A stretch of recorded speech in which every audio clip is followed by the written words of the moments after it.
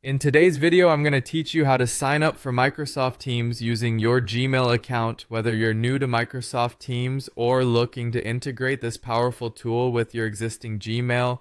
This guide will walk you through the straightforward process of getting started. So let's dive right in. To begin with, the first thing you'll want to do is open your web browser. Head over to the URL bar and type in teamsmicrosoft.com.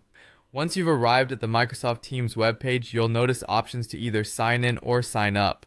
Since we're creating a new account using Gmail, you'll want to go ahead and select the sign up option. This will set us on the right path to getting our account up and running.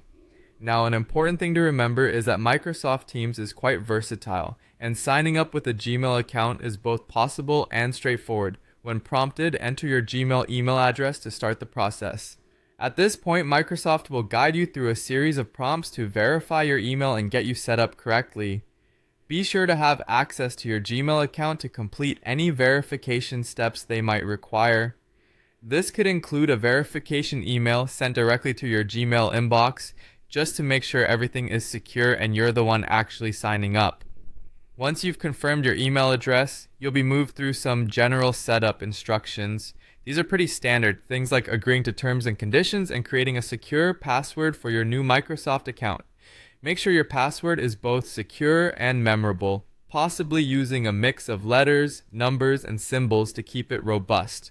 During this process, you may also get asked to input some personal details such as your name and perhaps a phone number for additional security purposes. This step is crucial for those future moments when you might need to recover your account or verify any changes, so take your time and ensure your information is accurate.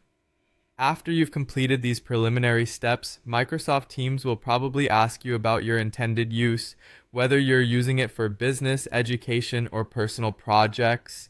This helps tailor the experience to your needs, ensuring you get the most out of Teams.